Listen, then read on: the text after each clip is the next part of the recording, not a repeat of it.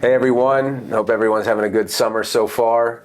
We're going to talk about markets and the recent IPO and maybe some future IPOs. We'll touch on that stuff here in a minute, but I'll do a little different this time and really focus on what's going on at Tolmiros first. Some exciting news.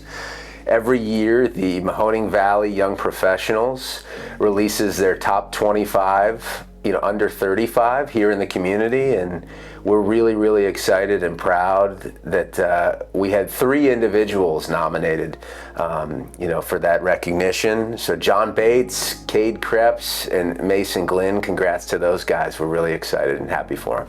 Absolutely, and we also have to acknowledge that this guy right here was recognized by Advisor Hub as one of the top advisors to watch in the nation for advisory firms under $1 billion in assets. He was the second ranked in Ohio, top 25 on a list of 400. So it's super exciting.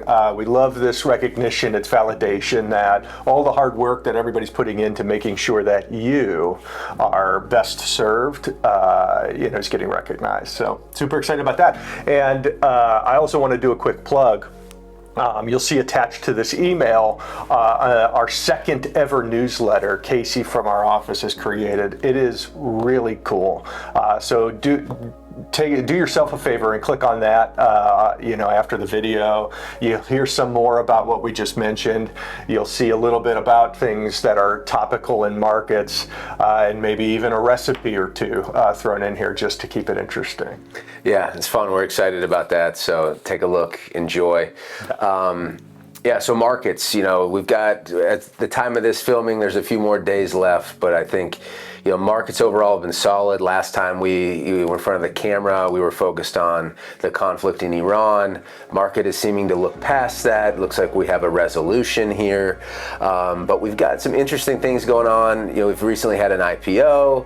We've got some interest rates policies looking like it's going to do a nice correction from what we saw at the beginning of the year. Jonathan, you want to touch on that? Yeah. The second quarter story was really, the headlines were, is the war over? Is it still happening? Is the strait closed? Is it open?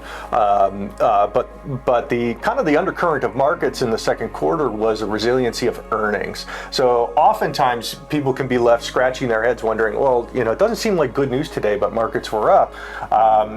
Oftentimes it's, earnings. Maybe somebody reported, gave an optimistic look. And so second quarter, we saw a great run, pretty broad-based run too, across all sectors. Still internationals and small caps have been kind of leading the bus, but we did see some of that tech AI trade come back a little bit in the second quarter, but overall markets incredibly strong.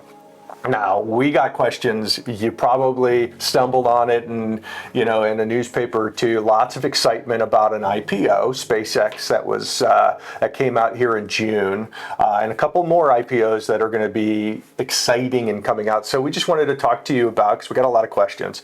What is an IPO? What should we do about it? Should we get in on that action? Are we missing out? The old FOMO. You have any thoughts on that? Yeah, I think, we're happy to have conversations on an individual level, right? Depending, on your needs and your objectives. I think broadly speaking, Mason put together a nice write-up in the newsletter just to give it a broad overview.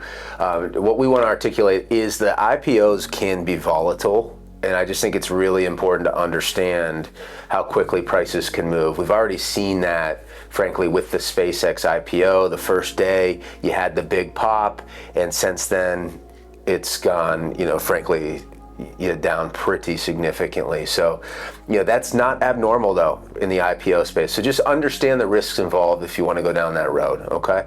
Another interesting thing, is we talked, going back to last fall, even earlier this year, gold was getting all the headlines, right? Now SpaceX is the new flavor of the day, but gold was, 6 months ago. And what's going on in the gold market, John? Yeah, well, it's sometimes it's what goes up must come down, and I think gold is, as the new Fed chair was named and seems to affirm kind of classic Fed positions. we saw some of those alternative plays like gold, like cryptocurrency. We're starting to get in favor with a little bit of concern around, okay, what's the US dollar going to be? What's the treasury going to be? But with the affirmation of kind of traditional monetary policy with new chairperson Warsh, what we've seen is kind of a little bit of a calming, and so we saw gold go down. We've seen cryptocurrency, I think, reach a high in the 120s. Bitcoin, I'm citing, now just broke back under 60,000 here this week.